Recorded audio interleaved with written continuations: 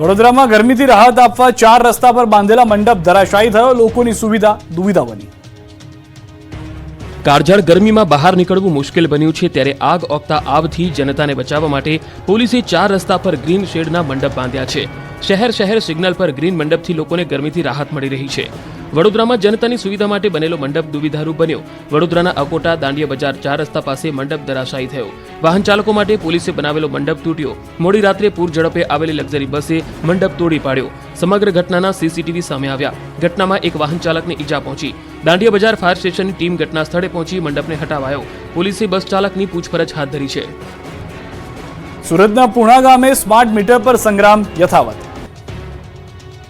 સુરત સહિત રાજ્યભરમાં સ્માર્ટ વીજ મીટરને લઈને વિરોધ પ્રદર્શન થઈ રહ્યા છે। લોકોને ડબલ વીજ બિલ આવતા રોડ પર ઉતર્યા છે, ત્યારે સુરતના પૂણા ગામમાં પણ વીજ મીટરની મહામાથાકૂટ યથાવત છે। સુરતના પૂણા ગામમાં 5000 વાંધા અરજી સાથે સ્માર્ટ મીટરનો વિરોધ કરાયો। પૂણા કોંગ્રેસના નેજા હેઠળ પૂણા ગામની વિવિધ સોસાયટીમાંથી અરજી કરાઈ। બોયકોટ સ્માર્ટ મીટરના બેનરો હાથમાં લઈ લોકોએ વિરોધ કર્યો। તમામ અરજીઓ ડીજીવીસીએલમાં કરવામાં આવી હતી। ગુજરાતની જનતાને ગરમીથી મળી રાહત। હજુ 2 થી 3 ડિગ્રી ઘટશે તાપમાન। 25 થી 30 કિલોમીટરની ઝડપે પવન ફૂંકાશે। ગુજરાતીઓને કાળઝાળ ગરમીથી છુટકારો મળ્યો છે। ગુજરાતમાં ગરમીના વળતા પાણી શરૂ થઈ ગયા છે। સૂરજદાદા કુપાયમાન થયા હતા, તે હવે ઠંડા થઈ ગયા છે। ગુજરાતમાં રેકોર્ડ બ્રેક ગરમી પડ્યા બાદ તાપમાનમાં ઘટાડો થવા લાગ્યો છે। જે રીતે માથાફાડ જીવલેણ ગરમી પડી રહી હતી, તેવી ગરમી હવે નહીં પડે। 2 જ દિવસમાં અમદાવાદમાં તાપમાનમાં 46 ડિગ્રીથી ઘટીને 42-43 ડિગ્રી સુધી પહોંચી ગયું છે। અમદાવાદ જ નહીં, મોટાભાગના શહેરોમાં તાપમાનનો પારો 42 ડિગ્રીને નીચે આવી ગયો છે। ત્યારે હવામાન વિભાગે આગાહી કરી છે કે આજથી તાપમાનમાં 2 થી 3 ડિગ્રી જેટલો ઘટાડો થશે। દરિયાકાંઠાના વિસ્તારમાં ભેજવાળા અને ગરમ પવન ફૂંકાશે। રાજ્યમાં પવનની ગતિ ખૂબ વધુ રહેશે। 25-30 કિલોમીટર પ્રતિ કલાકની ઝડપે પવન ફૂંકાશે। પવનોની દિશા બદલાતા ગરમીથી રાહત મળશે। અમદાવાદ અને ગાંધીનગરમાં તાપમાન 43 ડિગ્રીની આસપાસ રહેશે। फॉरेन टेंडेंसी 2 डिग्री की गिरावट जो है अधिकतर हिस्सों में देखने को हमें मिल सकती है। नॉर्थ गुजरात के कुछ हिस्सों में जो है तापमान जो है 2-3 दिन तक मूलांचल में मेंटेन करेगा, जैसा 24 घंटे में रहा उसी तरीके से और वो 43 डिग्री 44 डिग्री के आसपास मेंटेन कर सकते हैं। बाकी जगहों पर तापमान 1-2 डिग्री और गिरेगा अगले 5 दिन के लिए। આગ ઓગતી ગરમીમાં એસીના વેચાણમાં આવ્યો ગરમાવો। અંગ દઝાડતી ગરમીથી લોકો તોબા પોકારી ઉઠ્યા છે। ઘરની બહાર નીકળવું તો મુશ્કેલ છે, પરંતુ ઘરે રહેવું પણ મુશ્કેલ બન્યું છે। એસી વગર લોકો રહી શકતા નથી, ત્યારે આગ ઓગતી ગરમી એસી કુલરના વેપારીઓ માટે આશીર્વાદરૂપ બની છે।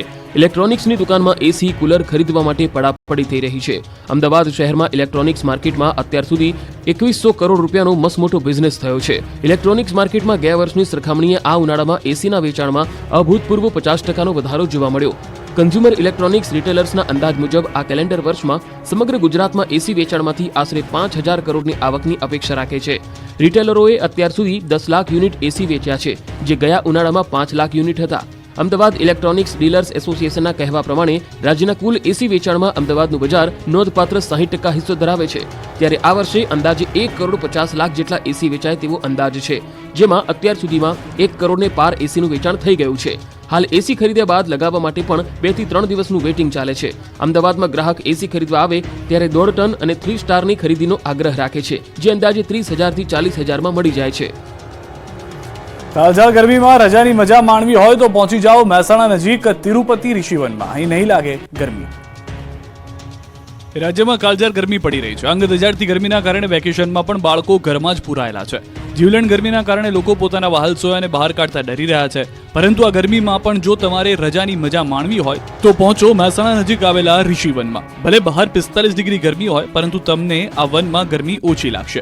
વૃક્ષોના કારણે મહેસાણા જિલ્લામાં આવેલા વિજાપુરના હિંમતનગર હાઈવે પર તિરુપતિ ઋષિવનમાં તાપમાન ઓછું નોંધાયું। અહીં લાખોની સંખ્યામાં વૃક્ષો છે, એટલે અહીં બહારના તાપમાનથી 10 ડિગ્રી ઓછું તાપમાન જોવા મળ્યું।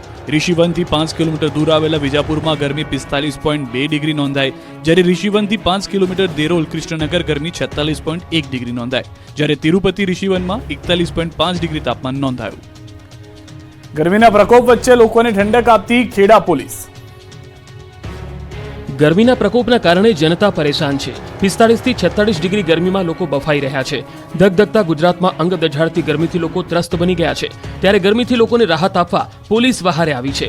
ખેડામાં લિંબાસી પોલીસે ટ્રાફિક અવેરનેસના પ્રોગ્રામની સાથે નવીન પહેલ કરી હાઈવે પર વાહન ચાલકો માટે છાસનું વિતરણ કરી રહી છે પોલીસ. તેમજ અલગ અલગ બેનરો લઈ લોકોને ટ્રાફિકના નિયમોનું પાલન કરવા જાણકારી આપી.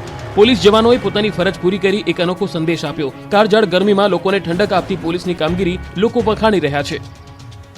મહીસાગરની મહિલાઓ માથાફાડ ગરમીમાં 2 કિલોમીટર દૂર પાણી ભરવા જવા મજબૂર. આ દ્રશ્યો છે મહીસાગર જિલ્લાના બાલાસિનોરમાં આવેલા બોરી ડુંગરી ગામના. અહીં નલ સે જલ યોજના તેમજ પાણી જૂથ યોજનાઓ માત્ર કાગળ પર જોવા મળી રહી છે.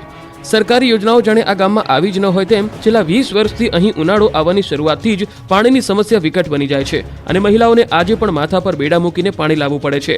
ગામમાં એક હેડપંપ છે જેના તળ નીચે જવાના કારણે પાણી નથી આવી રહ્યું, ત્યારે ગામની મહિલાઓ 1 થી 2 કિલોમીટર દૂર ગામની બહાર પાણી લેવા મજબૂર બની છે.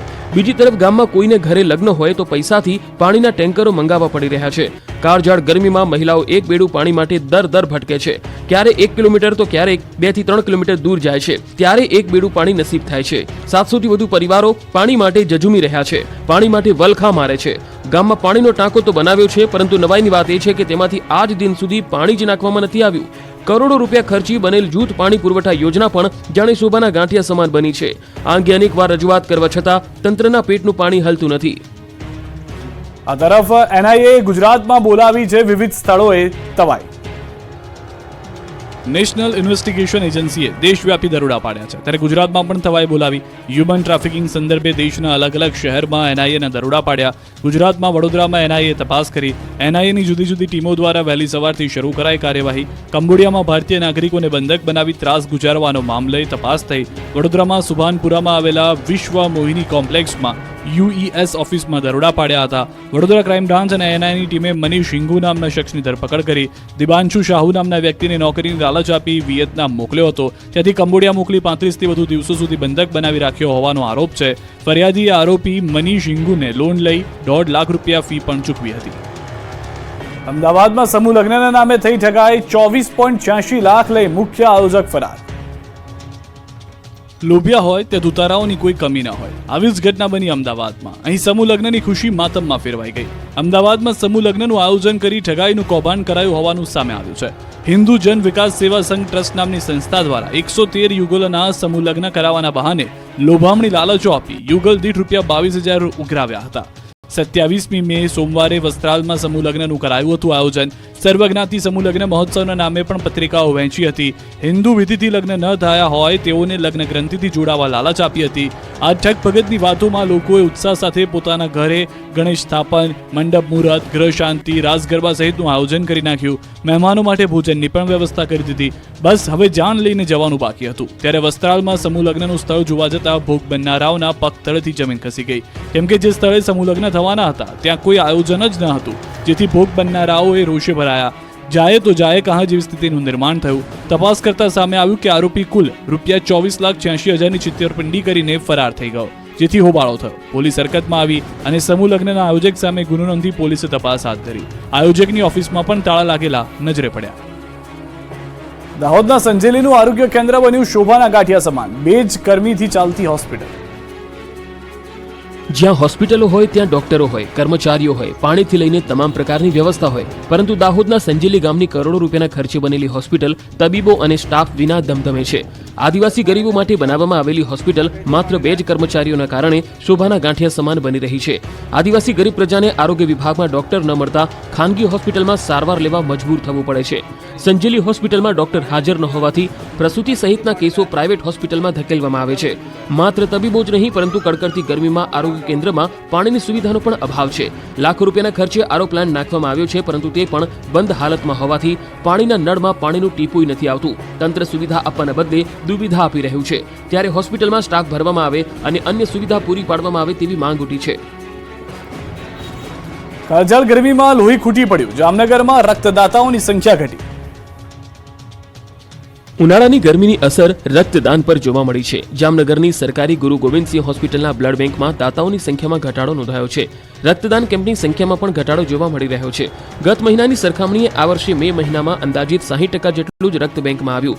કાળઝાળ ગરમી પડી રહી હોવાથી લોકો રક્તદાન કરવાનું ટાળી રહ્યા છે, એટલે સરકારી હોસ્પિટલ હોય કે પછી બ્લડ બેંકો, તમામ સ્થળે બ્લડની અછત સર્જાવા લાગી છે. જામનગરની વાત કરીએ તો જાન્યુઆરી 2024માં રક્તદાનના 17 કેમ્પ યોજાયા હતા. 2042 લોકોએ રક્તદાન કર્યું હતું. ફેબ્રુઆરીમાં 11 કેમ્પમાં 1391 લોકોએ, માર્ચમાં 13 કેમ્પમાં 1885 લોકોએ, એપ્રિલમાં 21 કેમ્પમાં 2744 લોકો અને મે 2024માં 9 કેમ્પમાં 1364 રક્તદાતાઓએ ભાગ લીધો હતો. આવા જ જૂનાગઢમાં પણ હીટવેવની અસરને જોતા રક્ત ખૂટી પડ્યું છે. રક્તદાન કેમ્પમાં રક્તદાતા ઘટતા મુશ્કેલી વધી છે.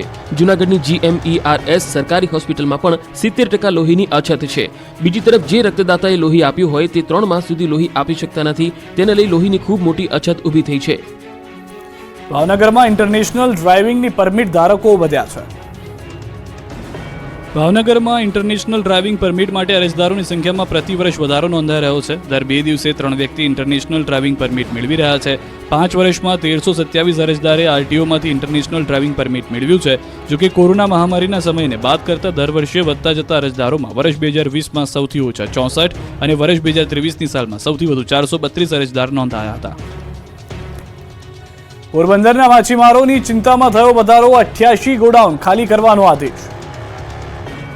પોરબંદરના બંદર વિસ્તારમાં ગુજરાત મેરીટાઈમ બોર્ડની માલિકીના 88 જેટલા ગોડાઉનો ભાડે પેટે માછીમારો પાસે છે. ગુજરાત મેરીટાઈમ બોર્ડ દ્વારા તમામ ભાડા પેટે વપરાશ કરતા તમામ ગોડાઉન ધારકોને ગોડાઉન ખાલી કરવા નોટિસ આપવામાં આવી. રાતોરાત ગોડાઉન ખાલી કરવાનો આદેશ આપવામાં આવતા માછીમારો ચિંતામાં મુકાયા. પોરબંદરના બંદર વિસ્તારમાં માછીમારોની બોટોને લગતી મરામત તથા તમામ માલ સામાન રાખવા માટે GMB હેઠળના પોર્ટ ગોડાઉન વર્ષોથી માછીમારો ભાડેથી વપરાશ કરતા આવ્યા છે. હાલમાં ચોમાસુ સિઝન શરૂ થવામાં અને 31/5/2024થી માછીમારી સિઝન પૂરી થનાર હોવાથી 60 થી 70% બોટ બંધ છે. તે બોટોનો માલ સામાન માછીમારોએ પોર્ટ ગોડાઉનમાં રાખી દીધો છે. પોરબંદર વિસ્તારમાં ગુજરાત મેરીટાઈમ બોર્ડના 88 જેટલા ગોડાઉનો ભાડે પેટે માછીમારો વપરાશ કરી રહ્યા છે. ત્યારે અચાનક ગોડાઉન ખાલી કરાવવા માટે GMB દ્વારા નોટિસ આપવામાં આવતા ગોડાઉનનો વપરાશ કરતા માછીમારો ચિંતામાં મુકાયા. માછીમાર આગેવાન અને માછીમાર વિકાસ સેવા ટ્રસ્ટના વિશાલ મઢવી દ્વારા આ મુદ્દે મુખ્યમંત્રીને પત્ર લખી રજૂઆત કરાઈ. તેઓએ માંગણી કરી કે હાલ ચોમાસાનો સમય નજીક છે અને કોઈ વૈકલ્પિક જગ્યા ફાળવવામાં નથી આવી. ત્યારે આ ગોડાઉન ખાલી કરાવવા માટેનો હુકમ રદ કરવામાં આવે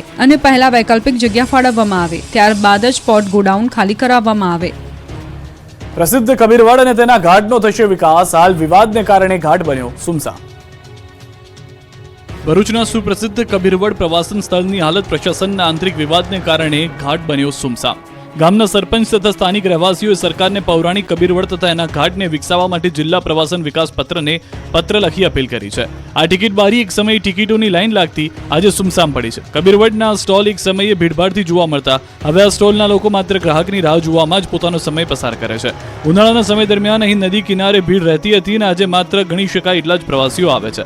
સરપંચ, સ્થાનિક અગ્રણીઓ તથા ગામ લોકોએ અનેક રજૂઆત કરી પરંતુ કોઈ હલ ન આવતા જિલ્લા વિકાસ પર્યટક સોસાયટીને પણ પત્ર લખી અપીલ કરવામાં આવી છે કે આ સ્થળનો વિકાસ થાય તો સ્થાનિકોની રોજગારી મળે. નોંધનીય છે કે કોંગ્રેસના સ્વર્ગસ્થ નેતા અહમદ પટેલની ભલામણથી આ પર્યટક સ્થળને 50 કરોડની ગ્રાન્ટથી વિકસાવવા પહેલ થઈ હતી. 2011માં ખાતમુહૂર્ત કરાયું હતું પરંતુ આ કાર્ય માત્ર માપણી સુધી પહોંચી રાજકારણના આંતરિક વિવાદમાં અટવાતા કામગીરી બંધ પડી ગઈ છે.